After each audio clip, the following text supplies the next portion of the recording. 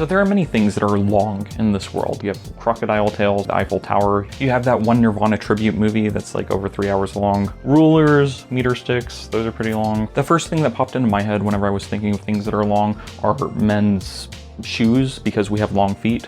But also video games can be very long, and so that's what I wanted to talk about today. So there are a lot of longer games coming out nowadays. You know, you have like Elder Scrolls and Fallout, and you have like the Red Dead Redemption games, Persona, The Witcher, Elden Ring, the Dark Souls games. Lots of games that are long and take many hours to complete. But I think that pretty much every long game that I've played has issues. I think that there are things that hold it back. And ultimately, anytime I play a game that takes, 100 hours to complete, I can't help but feel that there is almost always some kind of content that could have been cut. Almost always the experience feels like it could have been shorter and nothing would be lost. Or even if the game isn't 100 hours long, let's say it's 50, or it's 40, or it's 20, or it's 10 even. Even if the game isn't that long, it still too often feels like there could have been some cuts and the game would have been better because of it. So it's my belief that games that are shorter but are more polished and replayable are better than games that are longer and have more content technically. So let's talk about why people like long games in the first place. There are actually some really good reasons why you might pick a long game over a short one. The biggest one that I can think of is just money, right? All games cost $60 pretty much, or 70, seems to be the new normal. But if all games cost the same, then wouldn't you want to buy the one that has the most content? Wouldn't you want to stretch your dollar and buy the one that is going to take you the longest to complete? So I think it's undeniable that money is a major factor in what's causing these games to be longer, because people aren't going to buy a game for $60 that's only 2 hours long. That's just not going to happen. That's not going to fly. And a lot of people don't even want to spend $60 on a game that's 10 hours long, right? And so because of that, I think game developers have kind of realized that if they make the game longer, then people will go, oh, there's more content, and so I'm going to go ahead and buy this game that is 40 hours long or 100 hours long or whatever. And so I think in a lot of ways, these longer games are a direct result of people just not wanting to spend their money on short experiences, which makes perfect sense. And again, I think it makes perfect sense that people would want to get the most bang for their buck. People would want to stretch their dollar by buying these, massive open world experiences that are going to take them 100 or 200 hours to complete. But I think that the problem with this is that making the games longer is, in a lot of cases, making them worse. And so I think most people have this idea that bigger is always better, but honestly, that's just not the case. I think that there are too many games that I've played that try to pad their runtime, and in doing so, they just make me hate the game, right? Which is weird, because games are supposed to be fun. And so I've had many experiences where I've started playing a game that's long, and I'm really enjoying it, and I might even be enjoying it for like 30 or 40 hours. But at a certain point, I just kind of come to hate it just because the game is inconsistent in quality. I don't think you always have to choose between quantity and quality. I think you can absolutely have both. Just look at Elden Ring, for instance. The game is a super high quality game, and it is also very long. It took me 93 hours to go through it on one playthrough. And yeah, I'm not gonna lie, there were definitely things that I didn't like about it. There were sections of the game that I didn't care that much for, and bosses that frustrated me. But on the whole, it's one of the best open world games like that I've played. But the thing is, most long games aren't Elden Ring. Most long games aren't putting the quality and the time and the resources into every little aspect of their game. And I think that manifests most clearly in the form of side quests. So in a lot of these games, the reason why they take so long to complete is because you have the main quest, which, might take a third of the runtime or something like that. And then you have all these side quests. And usually the side quests are not as fun as the main quest. Usually they save like the real bombastic, crazy stuff for the main quest, specifically because you have to play the main quest. The way these games are set up, typically speaking, you have the main quest and then you have the side quests. So the main quest is the main storyline, obviously, right? It's the quest line that you have to complete in order to finish the game and in order to see the credits. And then you have side quests, right? And usually the side quests don't have as much to do with the main story. There are exceptions to this, like The Witcher 3 has some really dope side quests that tie directly into the main storyline, and they're just super cool to see. But in most games, the side quests are like, oh, go to this area and kill 3 griffins or whatever. Or it's like, go down to the sea and collect 3 rocks, or it's something stupid like that. It's just busy work, essentially. And I think that a lot of long games just suffer from this. They suffer from this feeling that there are things in the game that are only there to pad the runtime and to make it longer. And again, the reason why they're trying to make it longer is so that way they can sell it as a long game, and so that way they can go, oh yeah, this game will take you 60 hours to complete, and then someone will go, oh yes, I will pay, $60 for that. And then they get it, and then they're bored half the time because the game didn't need any of these extra side quests that freaking suck. Another way in which this padding of runtime kind of manifests itself, if it's not in the side quests, then sometimes in the main quest line, you will just kind of run into things that you've already seen before. You'll fight the same exact enemies in the same area, and it just feels like you're replaying the game in a way, but you're not. You're playing the game for the first time, and so there are just times when it feels like you're not seeing anything new. It feels like the developers are saving the good stuff. They're saving the new enemies or the super new boss or whatever for a different area. It's my belief, honestly, that any piece of media needs to be able to justify its runtime. So if a game takes 100 hours to complete, I feel like there should be 100 hours worth of like solid, fun, new content there. But again, too often there just isn't. Too often the reason why the game is long is, like I've said, due to crappy side quests or crappy main quests. I feel like if you took a long game and you cut out any kind of boring or even semi-boring content, I feel like if you just presented the cream of the crop, the absolute best parts of the game, then that as a whole will improve the game, right? I don't care if you cut the runtime of the game in half. If the game is better, then I will enjoy it more and I will play it and I will love it more. Because I've had this happen several times where I play a game that's very long, and by the end of it, I'm essentially having to force myself to play it because I'm not having fun anymore. So for instance, this happened with Red Dead Redemption 2. So Red Dead Redemption 1 was a game I really liked, I really enjoyed it, and then, you know, the sequel didn't come out for like 12 years. And I said sequel because it's Red Dead Redemption 2, but it's actually a prequel, which is kind of funny. And there's a lot to love about Red Dead Redemption 2. You know, most obviously the story, and most obviously the acting and the voice actors, and the characters really bring the game to life. And also it's just cool to have a Western game because you don't have too many of those, honestly. And so it's cool to play a game that takes place in like the 1800s or whatever and ride a horse, and you know, it's cool. And I think I put probably like 50 or 60 hours into that game. And my problem with it is just that at a certain point, it stopped feeling like the game was introducing anything new. And it just felt like I was replaying the same cowboy shootouts over and over again. And the reason why I was replaying them was because the story told me to. And, you know, I wanted to see what happened. I wanted to see what happened to these characters I had grown attached to. And so I played through these crappy missions to get to the end.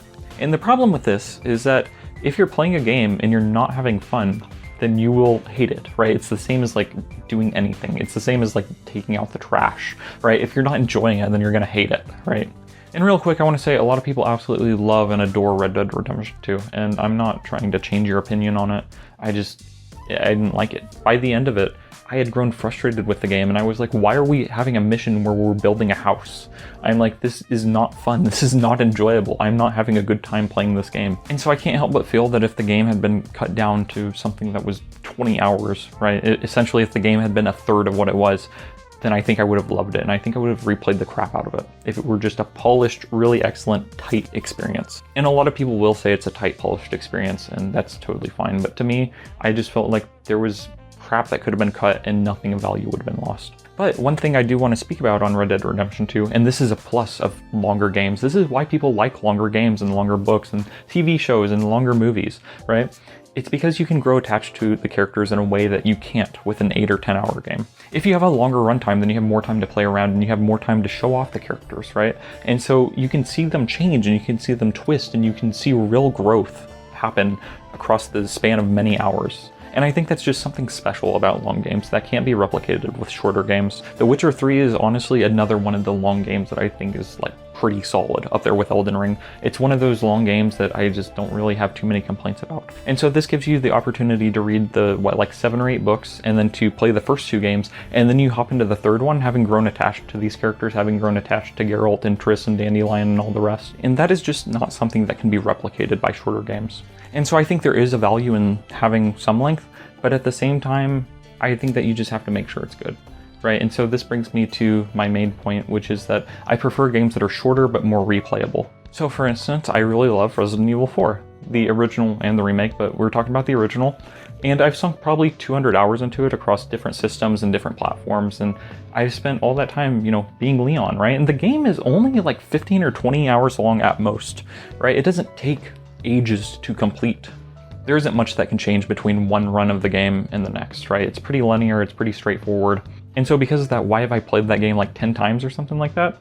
Because it's fun. The game is polished nearly to perfection. There really isn't much to complain about with the original Resident Evil 4. And so why is it that I would put so much time into a linear game? And it's just because it's fun. The developers made it fun. It's an absolute blast to play it. No matter how many times I play it, it never gets old. And Resident Evil 4 isn't the only game like that. You know, Devil May Cry 3 is a game that's like that. Dead Space 2 is a game that's like that. The Silent Hill games are like that. Most of the other Resident Evil games are like that. I really enjoy replaying games, honestly.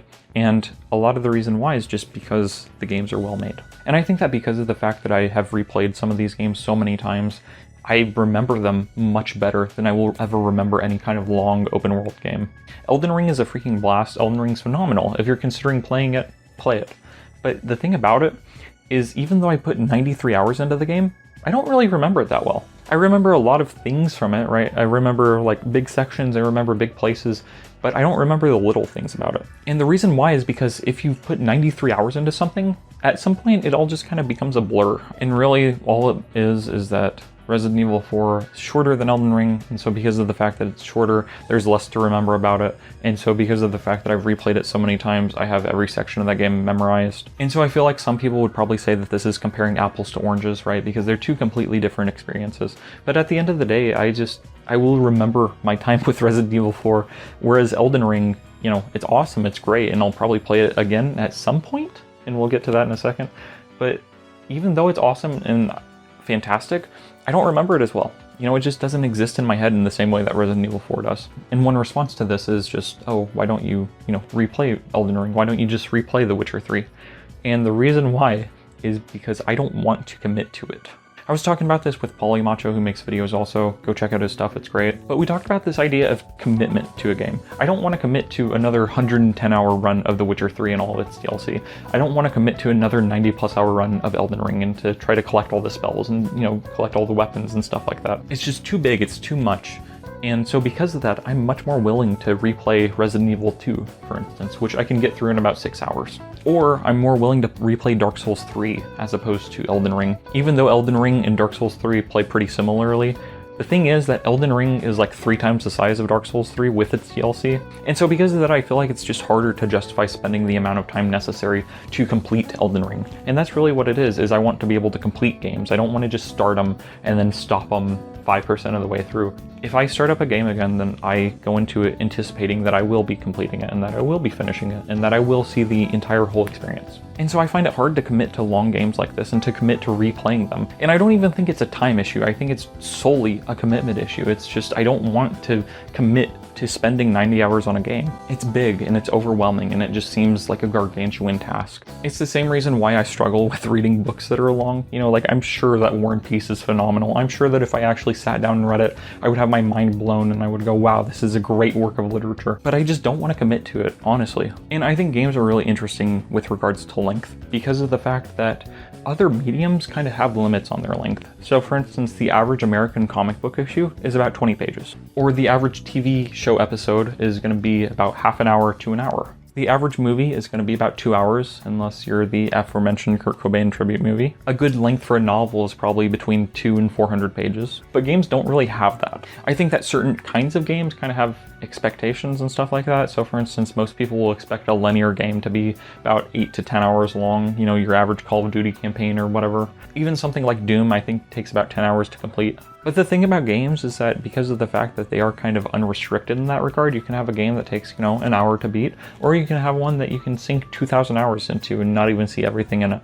And so I think all I'm trying to say with this video is I just wish that more developers took the time to make sure that what they're putting into the game is not hurting the quality of it.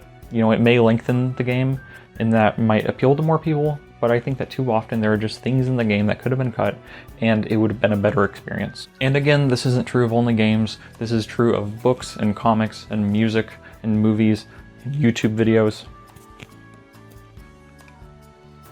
And so yeah, this isn't an issue with only games. This is an issue that you can run into in any artistic medium, but I think that it is most obvious in games. And I think the reason why it's most obvious in games is because of the fact that you focus on the length of a game more so than you do the length of a movie or the length of an album or anything like that.